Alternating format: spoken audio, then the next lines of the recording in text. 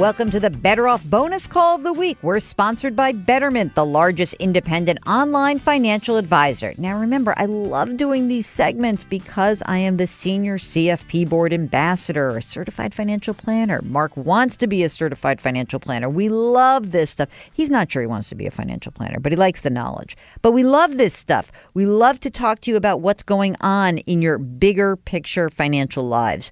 So if you'd like to join us on the program, send us an email. Ask Jill at betteroffpodcast.com. Ask Jill at betteroffpodcast.com. 2 chances to get on the program, this bonus call of the week, as well as on our longer show on Thursdays when we add the listener question of the week after the interview. So give us a shout. We'd love to hear from you. And right now we're going to Ari, who's on the line from New York. Hello, Ari, and how are you? Hey, Jill, it's wonderful to be here. I'm a big fan of yours. I love your podcast. Never miss an episode. Oh, thank you so much. Tell me what's going on and how we might be able to help you out today. Sure. Well, the reason I wrote was I wanted to ask your opinion on how to deal with an issue that I'm encountering as I'm getting a bit older. I'm 50 years old, and I'm a single man, although I'm likely going to get married sometime soon. And I've been accumulating assets over the years. I'm a physician in New York City. And as I'm accumulating assets, what I'm learning is that I have more and more money in stocks than I do in bonds, and I'm turning 50 now, and so I'm thinking I need to rebalance a little bit, and I'm asking you for some advice regarding this. What kind of doctor are you? Because maybe I'm going to trade this financial advice for a doctor's visit. I'm not sure I'm going to be able to help you because I work in a pediatric subspecialty. Damn. Oh, all right. All right. I'm going to help you anyway. Okay. I appreciate that. So you're going to get married, but right now single. Are you self-employed or do you have an employer, like a hospital-based employer? No, I'm a hospital-based employee, and just to give you an idea, I've accumulated money both in a 403 account, IRA account, as well as a taxable account. Okay, give me the breakdown. 403B, how much? I have approximately $1.2 million. Okay, IRA, how much? About $100,000. Okay, taxable, how much? A little over $2 million. Okay. Own a place or rent a place? I own the place. I've paid off half of the mortgage, but I still have a very substantial mortgage left with a 3.5% mortgage rate, 30-year loan. Okay, and how much is the outstanding mortgage? About $900,000. What do you figure the place is worth? Approximately $2 to $2.2 million. Okay. And how much do you earn approximately? You don't have to give me the, I make over $400,000 a year. Okay. Right now, cash flow's good? Yeah, I listen, I'm very pleased with my salary. I enjoy my work. I really, my big question and the reason I wrote to you is that, I'm 50 years old. From everything I've read about personal finance, from things that you've said on your podcast, I'm getting the impression that at this point, I should probably at least have approximately 20 or 25% of my assets in something fixed income like bonds. Mm-hmm. But because of the run-up in the stock market, I now find myself with only about 15% in bonds in my taxable account. In my non-taxable, I'm pretty good because it's easy to rebalance without any tax consequences. You have big gains in the taxable account? That's correct. Are there it's only gains, or do you have any losses anywhere? Not really, because I'm a very long-term buy and hold investor, so pretty much anything I own has gains on it. Okay, how would you feel about this as a concept? I know that we all tend to do this. We tend to look at our investments account by account, right? You say, well, I'm doing well. I'm 50-50 in my 403B and I'm 50-50 in my IRA, but I only have 15% in my taxable on my bond side.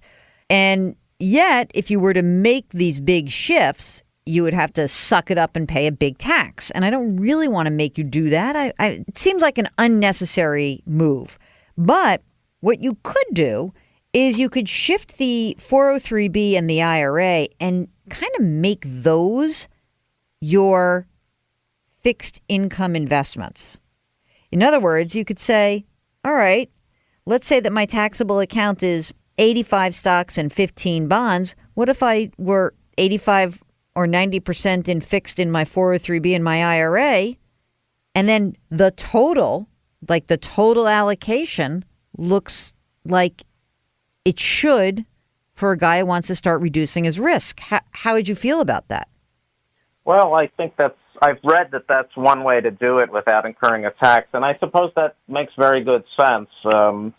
Let me ask you this, Jill. For a man of 50 who's hoping to work at least another 15 years, is a 20 to 25% bond allocation in line with what generally is recommended? Well, it would really, it sounds to me like you have a higher risk tolerance than most, because I think that, I would say that an aggressive portfolio for someone who is 50 might be 80-20 or 75-25, but, it could also be 70-30. That would be a growth portfolio.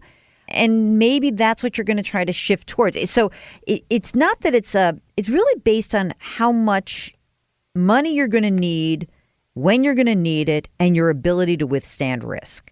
So in my mind, if you're saying to me, I never panic, I mean, I feel like I want to kind of smooth the ride out a little bit, and you start shifting more into the bond arena, that's fine. But if you are getting very antsy, if we speak in 2 months and we've had a 25% move down in the stock market and you're ready to liquidate everything because you're freaking out, then I want you to get to a different allocation faster. But if you can absorb it and you really do have 10 or 15 years, you can slowly work towards a more balanced portfolio, and then it's fine. So it's so weird about risk because it is so personal. Since we know you don't need the money tomorrow, this is now about what you can absorb, and I want to make sure you've got an allocation that's going to prevent you from panicking more than anything else. So if you can live with it, then I'm cool with it.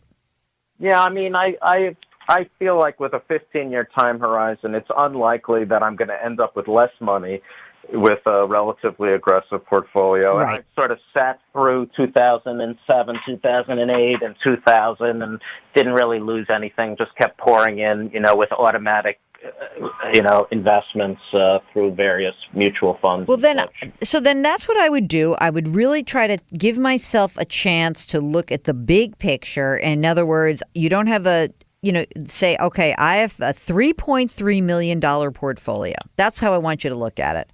And the way that I'm going to get access to the bond market is going to be in those tax-deferred accounts. And so I shouldn't be worried that even though I'm going to bonds in the tax-deferred, I'm sort of losing a lot of money, though, with that tax deferral on losing stocks. I guess the bottom line is... You're not losing money. Think of it this way.